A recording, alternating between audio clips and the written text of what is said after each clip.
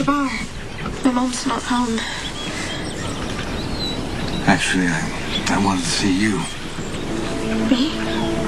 May I come in?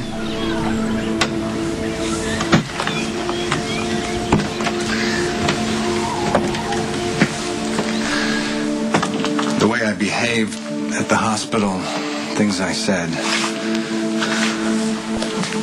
that wasn't me. I'm sorry.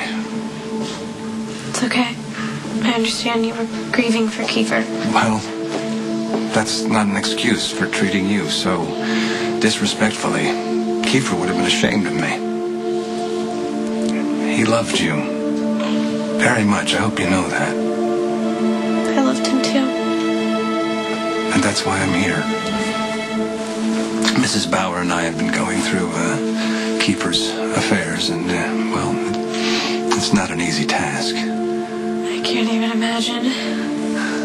Anyway, we came across this. It's his journal. And he wrote quite a bit about you in here. I thought that you might like to have it.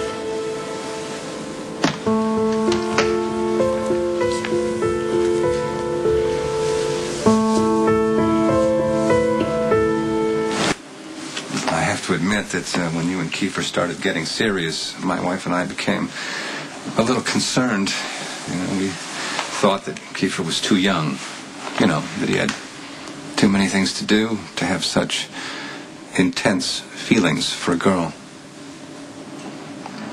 But we came to realize what an extraordinarily mature and accomplished young man we had raised. And Kiefer was handling it all.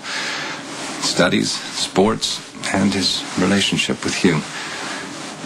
But you broke his heart when you started taking up with Ethan Lovett, the man who beat you. I don't blame you. I don't blame you. I know your mother has been pressuring you to say that it was Kiefer who was hitting you. But sometimes it's hard to stand up and do the right thing, especially when you have a parent who's telling you something completely different. My mom didn't pressure me. All the evidence after your first attack pointed to Ethan, and that same night you and Ethan had a very public altercation, and he even manhandled you. Maybe Kiefer found out. No, it wasn't like that. After your second attack, you called Kiefer for help.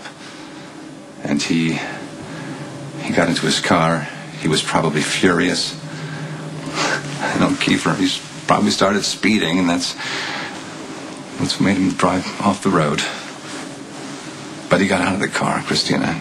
He kept walking to get to you. And that's when your mother hit him with her car. Mr. Bauer, you've got it all... Kristina, I understand. I understand your impulse to defend your mother. Of course. But you know who really needs your defending right now?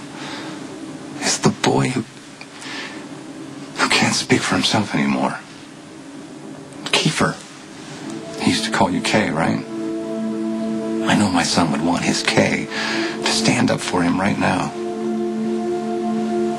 I don't like saying bad things about Kiefer. I loved him. I really did. But I'm not lying. Ethan never hit me. It was always Kiefer. It doesn't make sense, my dear. And why would you stay with the boy who was hurting you? I know what's going on. Kay,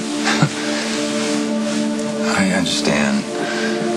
You're making up stories because your mother is pressuring you to do that, but I don't hold it against you. As a matter of fact, I need you to please come to Kiefer's memorial. I wasn't sure I'd be welcome. Are you kidding? I want you to stay with the family. What are you doing here? You are not allowed to speak to my kid. I told you that. Are you okay? All right, will you do me a favor? Just go hang out in your room for a minute while I talk to Mr. Bauer in private. Okay. You were wrong about a lot of things. But one thing you were right about is that I did love him. And I'm really sorry he's gone.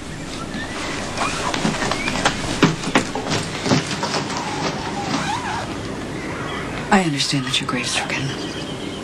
And my heart does go out to you and your wife, but that does not give you the right to walk into the house of a fragile and a traumatized young woman and abuse her some more. Your daughter is a pathological liar, and you're nothing more than a child killer.